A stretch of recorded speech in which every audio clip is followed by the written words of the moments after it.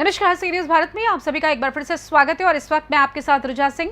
खबर गुजरात के सूरत से, जहां जिले के बारडोली तहसील के आया मोता गांव में हर साल की तरह इस साल भी प्राचीन से अधिक प्राचीन श्री रामेश्वर महादेव मंदिर से देर रात को बड़े ही धूमधाम के साथ बैंड बाजे के साथ पूरे विधि विधान पूर्वक पालकी शोभा यात्रा निकाली गई। कार्तिक पूर्णिमा के दिन विशेष पूजा अर्चना एवं देर रात को निकलने वाली पालकी शोभा यात्रा में मोता गांव एवं अलग अलग राज्य से और विदेश से भी श्री भोलेनाथ श्री रामेश्वर महादेव के भक्त शामिल हुए। आपको बता दें कि आज कार्तिक पूर्णिमा के दिन आज के ही दिन मेला लगता है। आज के दिन लाखों भक्त मोता गांव में मेले में आते हैं और श्री रामेश्वर महादेव एवं रणमुक्तेश्वर महादेव मंदिर पहुंचकर देवादिदेव महादेव की पूजा अर्चना दर्शन करते हैं। ये पालकी शोभा यात्रा की प्रथा प्राचीन काल से चली आ रही है।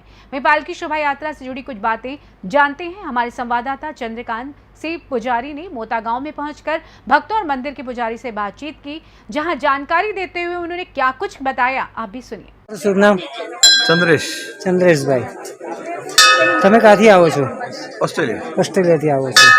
દાદાના દર્શન કરવા આવ્યા છો રામેશ્વર મહાદેવ? અમારા ઈષ્ટદેવ ખરા, ઈષ્ટદેવ છે। અને અમે અહીંયા જ્યારે મુંબઈમાં પણ હતા ને ત્યારે દર વર્ષે મને તો યાદ નથી કેટલા વર્ષથી પણ નાનપણથી જ્યારથી આવતો થયો ત્યારે દર વર્ષે આવતો।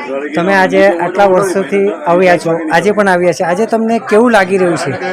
ભાઈ અમારી તો ઈચ્છા છે ભગવાન દર વર્ષે બોલાવે, દર વર્ષે બોલે ભગવાનની ઈચ્છા છે તે વખતે ત્યાં સુધી અમે આવીશું। ધન્યવાદ। ખબર નથી, બાકી આપણી ઈચ્છા એવી છે ભાઈ આપણે આપણી હયાતીમાં દર વર્ષે આવું ભગવાનના દર્શન કરવા। તમે એકલા જ આવ્યા છો કે પોતાની ના, એકલા જ આવ્યા છે ઘરેથી, એવું છે? બસ ફેમિલી નથી આવ્યું પણ હું આવ્યો છું। હા, નીરજભાઈ, તમે ક્યાંથી આવ્યા છો? ટોક્યોથી, જાપાનથી આવ્યા છો। તમે રામેશ્વર મહાદેવ રામેશ્વર મહાદેવનું મંદિર અહીંયા કાર્તિકી પૂનમને દિવસે જાત્રા ભરાય છે, આ દિવસને દિવસે તમે આવ્યા છો, તો તમે આ મંદિરની વિશેષતા માટે શું જાણો છો અને તમારી આસ્થા જે જોડાયેલી છે આ મંદિર બાબતે, તેના વિશે અમારા દર્શકોને બે વાત કહેશો? અમારે રામ ભગવાને અહીંયા આવેલા અને પોતાના ખોબેથી લિંગનું એ કરેલું અને ત્યારથી બહુ પ્રખ્યાત છે। પાણી નહોતું એટલે આ કૂવો ખોદેલો છે, પાણીનો એમના બાણ મારીને કૂવો ખોદેલો છે એટલે અમે તો નાનપણથી અને દાદા પરદાદાથી સમયથી આ પૂજા ચાલે છે। તમને દર વર્ષે એવું ઈચ્છા થાય કે આ કાર્તિકી પૂનમની જે યાત્રા કરી તેમાં લાભ લેવો છે? હા, અમે જ કરીએ છીએ પૂજા। તમે દર વર્ષે અહીંયા આવો છો? ધન્યવાદ, થેન્ક યુ। તમારું નામ? જય મહાદેવ, મારું નામ ભાલચંદ્ર રાવલ છે અને હું આ મંદિરના પૂજારી છે। આજે જે કાર્તક પૂર્ણિમા ભવ્ય મેળો શ્રી રામેશ્વર મહાદેવનો, આ મંદિરની વિશેષતા શું છે અને આજનો જે કાર્યક્રમ જે થાય દિવસ દરમિયાન તેના વિશે અમારા દર્શકોને જણાવો। જ્યારે રામચંદ્રજીએ રાવણ સાથે યુદ્ધ થયેલું હતું તો રાવણને મારવામાં આવેલો હતો, તો રાવણ એક બ્રહ્મ રાક્ષસ હતો, એટલે રાવણને મારવાથી એટલે બ્રહ્મ હત્યાનું પાપ લાગેલું હતું અને તે હત્યાનું પાપ નિવારણ કરવા માટે રામચંદ્રજીને પાછો એક શ્રાપ લાગી ગયો, એટલે એમના બે પડછાયા પડ્યા।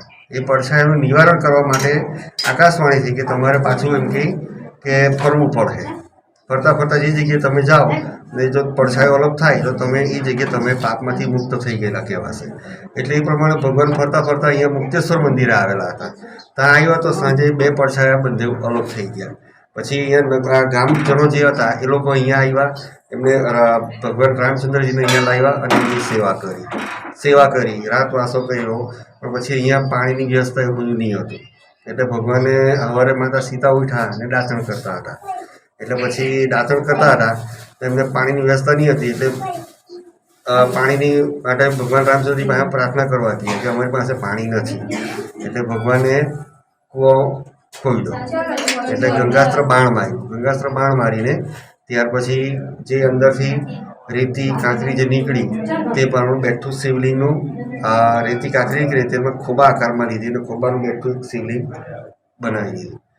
અને ત્યાર પછી અહીંયા જે કોઈ બ્રાહ્મણો હતા તે લોકોને આ એક દિવસનો એ લોકોના મહિમા છે, તે દિવસે લોકો અહીંયા આવે છે અને એનો મેળો ભરાય છે, મોતાળા બ્રાહ્મણો। ને આ તે દિવસે રામેશ્વર મહાદેવ પૂરા નગરની અંદર ભ્રમણ કરે છે. આખી રાત પાલખી શોભાયાત્રા. શોભાયાત્રા, હા.